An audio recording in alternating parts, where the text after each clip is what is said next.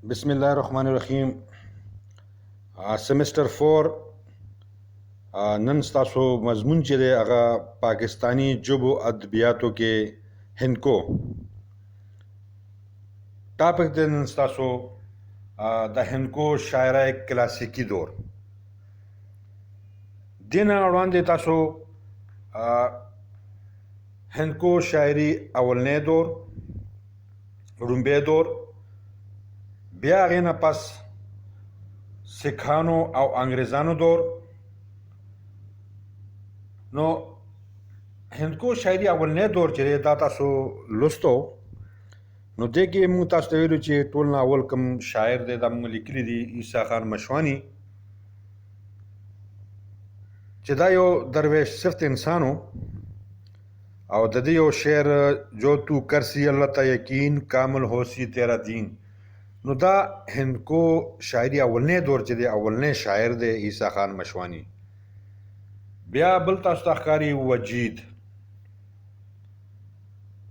दे हमदिया कलाम निकल ले कि मक्का जा बनाए सौ विच पहाड़ियाँ गर्मी सी लौंदे बट सकतियाँ जाड़ियाँ हसन हुसैन नवासे पाक रसूल ले फातिमा दे फरजंद अली मकबूल ने उमतियाँ थी वो कहा रुद्ध हर वजीदा कौन साहिब नु आखे इंच कर इंच न कर नो दा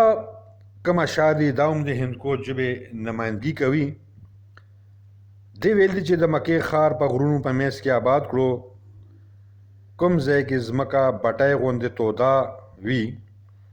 और बुटी और गने सुर तो नर पर मड़ा वजह मड़ावी शिवी वी हसन और हुसैन पाक रसूल सल्लल्लाहु अलैहि वसल्लम नमस्यू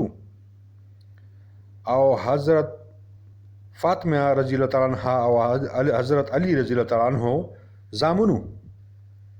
और द्विदा उम्मतियानो दलासा शहीद शुल सोक बा अल्लाह ताला तवाई चिदा से मकवा और दासे का ए वजिदा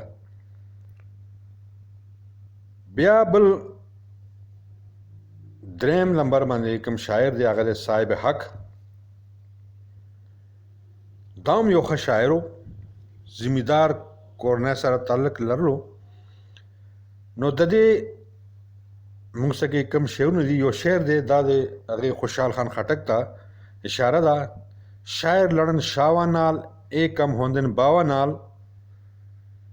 भावा बेजत कपियां जावन डोल न बजन गावा नाल शायर वही साहिब हक वही शायर दा बादशाहानो सरा जंगू न कवी और दा कार मुटो पजूर कीगी ताकत सर यो बादशाह सरा जंग कोलिशी कलचे लेचे घोसिशी नो बिया पा लव पा वक्त के रेबुलो पा वक्त के बिया डोल न गगीगी आगे न रुस्तो दा बल शायर दे उस्ताद नामवर दा उस्ताद साहिब हक शागिर्दो नो दे वेली जोड़ जोड़ के सुंदर ख्याल आ पड़े मोती पेगला जवानी दी राह कर दे कोई लब्दा नहीं जद मिसाल सबनू बेमिसाल दिलों दी आ कर दे नैना नेर अंदर वो बड़ा वो जादू नजर करो ता जिगर वो सा कर दे नामवर इश्क वो कम की था जीवे चीरा दे के रोक जरा कर दे दगाशान मखी तस्ताकारी मिर्ज़ा अब्दुल गनी दादे अवलने दौर शायर दे और माहिर लसानियात ग्रेसन कमचे हिंदुस्तानी जुब बांधे तहकीक कर दे माहिर लसानियात दे नो आगे Uma linguistic survey of India की मिर्ज़ा अब्दुल गनी कला में शामिल कर दे दादा हिंदको चार बेत अदा खुद्दी वाला गज़ल नंबर कर दे नो मिर्ज़ा अब्दुल गनी वही खालक अकबर दी बंदगी कर ले कुछ वक्त सहार अक्सर मरनिया बंदियां गफलत विच न सो करार ऐसी गफलत नू न बुलाई क्यों नादान तू, खुशियाँ करदम नू नबाई विच फानी दौरान तू, बहुत खासी अरमान तू तू जद पिछ पुछिया परवरदिगार, खालक अकबर दी बंदगी कर ले कुछ वक्त सहार। दा वही चे सहर पर वक्त खालक अकबर इबादत कवा गफलत के मोसा आखिर मरग दे पदे गफलत के हर स हेर निकले, खुशहाल उसे फ़ानी दुनिया के कल चे अल्लाह पाक बतपोस के वीनो ब्या बा पैखमान है ब्या अगेना पास्ता सही शादा दादा मर्दान सुदन क्यों आलम पाजल सड़े हो और डेर जब दिला रातले नो ददी ओ शेर मुंगता मखे रागल लेकम के फारसी हिंदी या हिंदकोटी की टोल पगे रागल ली। खून शुद्ध माँ नैना तेरे मार मुकाया हर दे अंदर तीर लगाया, के करा ते किथे जावा आपनू मन्नी सोली चढ़ाया। जमा जड़ पवीनु सुर दे स्तरगु दे वजलेम पजड़ बांध विश्तरेम, सो कम चरता लारशम अखपल जान में पखपला पदार खे जौले। आगे न पास गुलाम मोहम्मद माइयो दाद पे खबर हुसुदिन क्यों और ददी मुसके दा अशार दी, तेरे बिना नहीं है थे रब कुछ, तू ही सब कुछ, रब जी तेरा ही सब ज़हूर है, हर एक शे विच तेरा नूर है, दिल ते दिल दा जानी आप हैं, आदम भी तू आप दुरखानी भी आप है।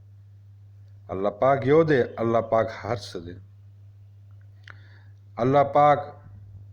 हर से किस्ता ज़हूर दे और हर से किस्ता नूर दे, तो दज़र और दज़र हाल पोहेगी तो आदम खाने तो दूर खाने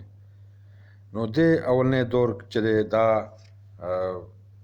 नुमाइंदा शायरानू दे दा बतासो जैन के एक मख के मुंगा लुस्तु ब्या जरा गुराय देना पस ब्याता सो लुस्तल कुड़ू सिखानो और अंग्रेजानो दौर दाम तासो लुस्तो अब जे लांजे तासो दाखकारी नो दे के यो सो शायरानो अंग्रेजानो खिलाफ और आगे व खिलाफ कम शेरों दिया गवेलू यो शेर दादे शेरों दादी अंग्रेज़ां दे जुल्म स्तम ने बड़े बड़े लायक हुक्मरान मारे, कई जर्नेल सपा सालार नाले बहादुर जंगजू जवान मारे, बड़े बड़े रुस्तम पावे हिंदू आए क मुसलमान मारे, बुरदा खान इन्ह दे जुल्म ने ज़बरदस्त सरकश पठान मारे। दा गम शायर शारू दादे बुरदा खानू नो आगे अखबल जज्बात व हजार दा सकड़ो कम यो दौर की अंग्रेजानो और सिखान ब्या के ना पास माता स्तवेलियो यो शायरो मिठू वही हया जमाने तो उठ गया जदू मलिक दे हाकम फिरंगी हो गए, माँ प्यो दे कहना ए विच नहीं पुत्र आपे ए रंगे बरंगी हो गए,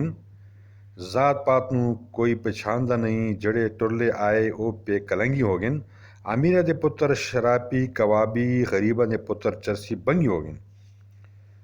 विकल चे फरंगानो बादशाही रागला नो मुल्क के हया नूम शे पाते नशो हया पकी खत्म शुआ नो पदगा माहौल के माशूमान चिदी आगा द मोर प्लाना नाफरमाना शुअल और जात पात कम तकसीमो फ़र्क हो ख़त्म शो आ बेजाता खलक फरंग पवजा अंग्रेज़ानो पवजा तरक्की उकड़ा मखे तलाड़ और द अमीरानो बची शराब खोर शुल और गरीबानानो रा चरसियान बंगियान जोड़ शुल। दगा से 1930 के ब्या कम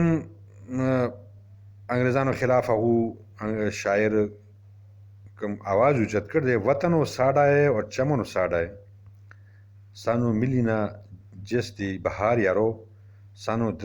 दिता फरंगियां ने रातां जिड़ियां इन रातां दी हुई न सहार यारो دا شو دوه دورونه یو هندکو اولنی دور لومبی دور د تستاخکاري او بل د سیکارو دور هغې نه پس دا بورډ من تستاخکاري ډسپلی باندې چې هندکو شاعري کلاسیکي دور نو څنګه چې زموږ د پښتو ادب کلاسیکي دور خوشحال خان خټک نه شروع کیږي نو دغه رنګې هندکو کلاسیکي ادب ابتدا استاد شیر غلام نشوي دی دا مخکې لیکلي ما ټول نه مخکې دا تقریبا 15 شعرا ما لیکلي نو اوله کې دوم د شیر غلام نو هندکو کوم کلاسیکي دور ابتدا چې دا هغه تاسو یاد لرئ شیر غلام نه کیږي یعنی ابجکټ کې داسې قسم سوالونه راځي چې هندکو شاعري کلاسیکی دور ابتدا چا نه کیږي نو مخکې به سوال نه شعر غلام استاد رمزو داسې وایي تاسو پکې کوم ټکي هغه چایس به لیکئ ولې که کالج کھلاو نه شو نو کېدای شي چې بیا ستاسو سبجیکټو نی او ابجیکټو سوال نه نو هغې کې به تاسو دا چې کوم لولی نو دی کې به تاسو دا خیال ساتئ نو دغه کې هندکو شاعري کوم کلاسیکي دور چې دی دې کې کوم هندکو شعرا چې هغه ملکی سطح باندې شهرت موندلی و یعنی دا جب پنجابي سره ملاویږي نو ملکی سطح باندې دو هغه شهرت موندلو او مشاعرې چې وي هغه به هم ملکی لیول باندې کېدلې نو شاعرانو ته به پنډی لاهور امرتسر جلندر او انباله پورې بلنه ورکوله دا کوم شعرا چې دا ما کوم نومونه واغست دې ځای پورې به دوی ته بلنه ورکوله انوایټ کول به بیا به دې شاعرانو پکې شرکت کو ګډون وکړو او هغه مشاعرې کې به شاملېدل نو دا شاعران به چې کله هلته لاړل نو دوی ته به ډېر زیات عزت ورکولی شو ډېر زیات به پروټوکول او دې سره سره دوی ته به تحفې هم ورکولې او کوم به چې نوي شاعرانو نوې شاعري ابتدا به یې کړې وه شاعري به یې کوله نو هغوی ته به یې هغې شاعرانو به زاړه شاعرانو به هغې شاعرانو اصلاح به کوله شعرونه به ورته ټیکول پوهه کول به نو په دې کې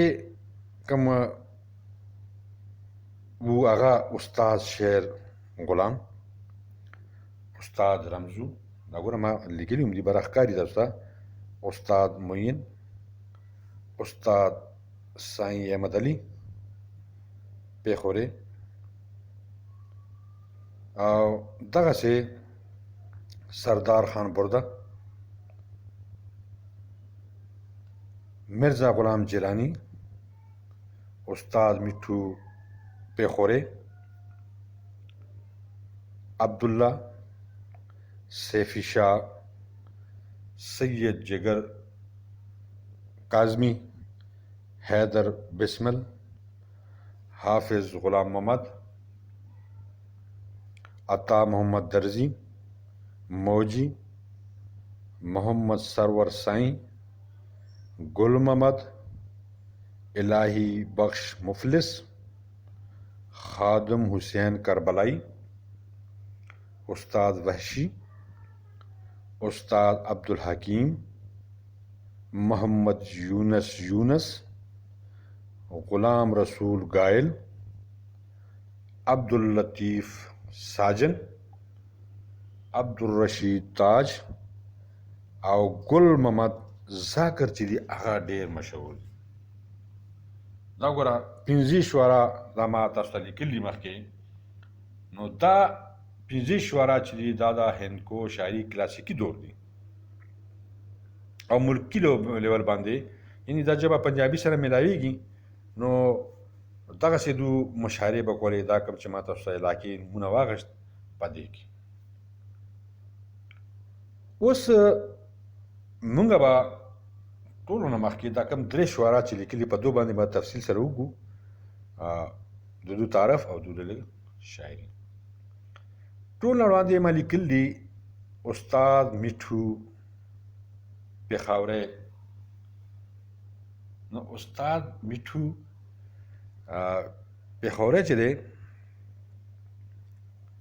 دا به څنګه ورسره لیکلي پېښوری، یعنی دا پېښور کې پیدا شو او علاقه چوک ناصر خان کې محله جټا اوسېدونکی و. یعنی چوک ناصر خان چې کوم پېښور کې دی هغې کې یو محله ده، هغې ته جټان وایي. هغه جټان کې دا اوسېدو به. نو دې خپل د محلې تذکره په یو شعر کې هم کړې ده. هغه داسې ده چې میرا محله چوک منډي جان، میرا محله نه ویلي، محله میرا محله چوک منډي جان، ماجی محله ته جټان دا میدان. دا وایي چې زما محله چې دا چوک منډي، میرا محله چوک منډي جان، زما محله چې دا چوک منډي ده. مانجی محله یعنی میخو محله، مانجی इनको कहता मंजी हुई और पेखोरे जब कहता मांझी हुई. मांझी महल्ला ते जटन दा मैदान, मांझी महल्ला यानी मेखो महल्ला और दनना जटो मैदान दे, जटन दा मैदान द जटो मैदान. नो खपल महल्ला ज़िक्रे पदारंगे कर दे. असल के तासो बवाई ची दा उस्ताद मिठू ची दा सनुम दे. نو یو نوم پکارو د دې میټھو ورته میټھو خو طوطي ته هم وایي، دغې ته هم وایي. اصل کې د دې نوم چې و هغه میر احمد و. داسې قسم هم سوالونه به ابجکټو کې راځي چې استاد میټھو نوم څه؟ میر احمد، ګل احمد. نو داسې به آپشن دا یاد به ساتئ د دې میټھو کوم اصلي نوم و هغه میر احمد و. نو بیا به دې ته په ډېر د مینې نه مور او پلار او نورو خلک ورته مدو وي، میم دال واو مدو او بیا داسې چلو چې طوطي غوندې د دې ژبه ډېره خوږه وه. دې به خبرې کولې ډېرې پسته خوږې خبرې به د دې وي. نو هغه خوږو خبرو په هکله خلکو دې ته طوطي ویل شروع کړ. دا طوطي نه سوري طوطي به شانې ډېرې خوږې خبرې. نو په دې وجه د مدو نه دا میټھو مشهور شو، یعنی مدو میټھو، مدو نه دا میټھو مشهور شو. بیا ټول عمر په دغې نوم یعنی میټھو په نوم دا بیا مشهور او خلک ورته نوم نه اغوستو، نه به ورته مدو وي او نه به ورته میر احمد وي، دې ته به میټھو وي. او دا یو ښه شاعر و. کله چې دې شعر و شاعري شروع کړه یو قادر کلام شاعر په حیثیت دا ښکاره شو. او دا چې کوم دی استاد میټھو د اصل کې پښتون، د دې مورنۍ ژبه پښتون، پېښور اوسېدونکی او خو هندکو شاعري کړې ده. نو د دې ثبوت یو دا هم شعر دی چې دا پښتون و. دا په شعر کې وایي زندگانی یارو عجب چیز ہوئے، زندگانی یارو عجب چیز ہوئے، زندگانی دے نال سارا جہان رہوے، زندگانی دے نال سارا جہان رہوے، سخندانہ دا ہوئے غلام یارو، سخندانہ دا ہوئے غلام یارو، وچ پشور دے میٹھو پٹھان رہوے، میٹھو پٹھان. نو دې شاعر نه شعر نه دا ظاهرېږي چې دا پښتون و. یعنی په دې شعر کې دا وایي ملګرو ژوند یو عجیبه شی دی، ژوند دی نو جهان دی، او میټھو سخندانو غلام دی. په پېښور ښار کې میټھو پټھان اوسېږي، په پېښور ښار کې میټھو پښتون اوسېږي. نو میټو یو خپل یو دیوان هم پرېښی دی، داسې ماهرین وایي په دې کې شهادت حسین او لیلا مجنون کیسه او یو نیم زر حرفیان دي کې دي. نو استاد میټو په شاعرۍ کې هر قسم موضوعات شته، هر موضوعات باندې هغه تبازمایي کړ ده، لیکلي کړ دي. نو دې خپل د معاشرې عکاسي ډېر ښکلي انداز کې کړې ده. که څه به د معاشرې کې هغې وخت کې کېدل، نو استاد میټو به قلم ته سپارل، قلم ته به لیکل. څه پرېښي نه دي، خلکو ناکردې هم په ګوته کړي دي، چې خلکو کوم بد رد کړي دي، چې څه هم کړي دي، هغه لیکل کړي دي. دې خپل په شاعرۍ کې واقعات او حادثات، سمه واقعات شي دي، سمه حادثات شي دي، هغه په شاعرۍ کې دي. او دې نه علاوه کوم خلک پېښور ته به راتلل، تاریخي خلک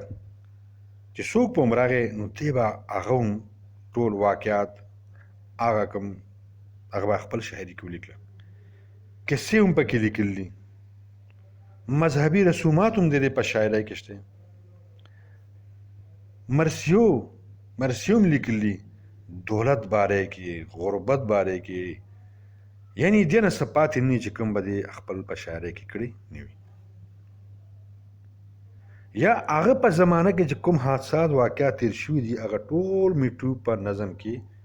جوته ښکاري، موږ ته ښکاري هر څه دی. دې نه پس تاسو ګورئ د هندکو شاعري کلاسیکي دور استاد میټو پېښوري نه پس بل کته لیکلی شوی دی، د تاسو ته ښکاري استاد رمضان علي رمزو. استاد رمضان علي رمزو دا کشمیری و او د ساين استاد او دا په غونډ پنجاب کې مشهور په شاعرۍ په لحاظ کې، ځکه چې د دې کومه شاعري چې وه دغه ژبه ډېره روانه او سلیسه وه او سوز نه ډکه وه، او د دې په شاعرۍ کې ډېر شعرونه نصیحت اموز و، نصیحت نه ډک و، او دې خپل په شاعرۍ کې ډېر په ساده ټکو او ساده انداز کې خپل مطلب خبرې په اشعار کې کړي دي. دې په هندکو نه علاوه اردو کې هم او فارسي کې هم به دې شاعري کوله،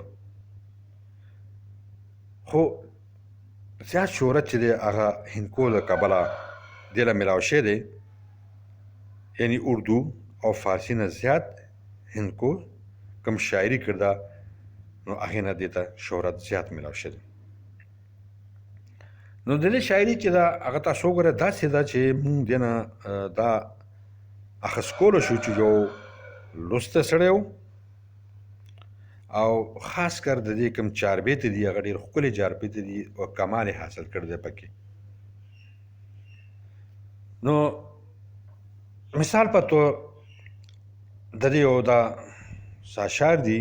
سر میں دی سیاہی مدم ہو گئی وچ نینا دی زردی دی تار آ گئی ہے، سر میں دی سیاہی مدم ہو گئی وچ نینا دی زردی دی تار آ گئی،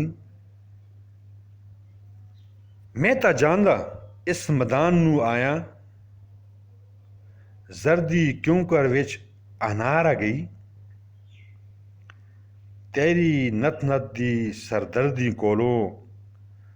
زردی گل گلاب و چکار آ گئی، رنگ ویک کے یار دلدار والا رمزو کہندے بسنتی بہار آ گئی. نو دا وی چې رانجو تورواله خلاص شو په سترګو کې زیړوالی راغی. سرمے دی سیاہی مدم ہو گئی وچ نینا دی زردی دی تار آ گئی. درانجو توروالے خلاص شو. سترګو کې زیړوالی راغی. په پټي کې سور انار کې هم خدای گو پکې زیړوالی راغی. غم سره تکرار سره ګل د ګلاب گو پکې زیړوالی راغی. نو د دې دا کوم داسې د شاعري کړ د هندکو مخکې تاسو ګورئ استاد شیر غلام دا ما لیکل کړي دي. د دې اصلي نوم چې دا شیر غلام نو بلکې دا شیخ غلام شیخ دا کشمیر نه راغلو او برهمنو او بیا کله چې پیښور ته راغی نو دلته دی اسلام قبول کړو. اسلام قبولونو نه پس بیا د دې نوم سره شیخ ولیکلی شو. وروستو بیا دا شیخ نه شعر باندې مشهور شو، یعنی شیخ نه شعر جوړ شو. او پیښور کې دا اوسېدو او هلته یو محله ده بیلدران یا بیلداره یو محله وه، یو چم و، هغې کې د ستوګنه کوله، هلته دا پاتې کېدو. اوس هم ماهرین داسې وي چې د دې بال بچ هغه چم کې میشته دي، هغه چم کې پاتې کېږي. د دې په اولاد کې یو نوم دی اکبر، اوس هم لاهوري دروازه کې دوکانداري کوي. هلته دوکاندار دی او شاعر هم دی. هغه استاد شیر غلام چې دا د سائی احمد علي او استاد رمزو استاد هم.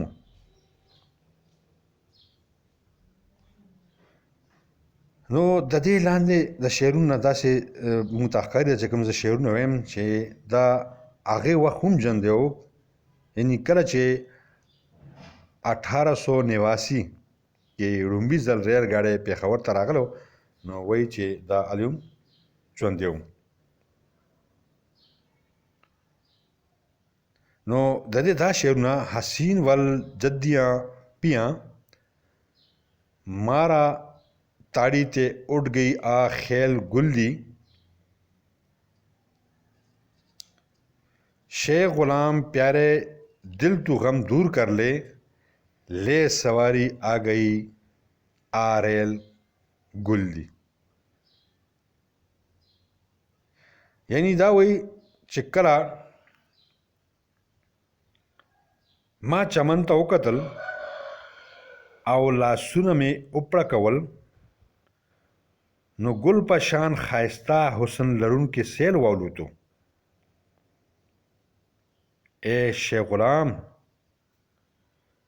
د زړه نه غم لرې کړه، په ریل کې سفر کولو نه پس هغه ګل اندامه ورسېدله. نو دا د استاد شیر غلام اشعارو دا د کلاسیکي دور مشهور شاعران، یعنی دا خو ډېر زیات دي، خو دې دریو نماینده شاعرانو باندې به تاسو غور سره او تفصیل سره به لیکئ چې هندکو شاعري کلاسیکي دور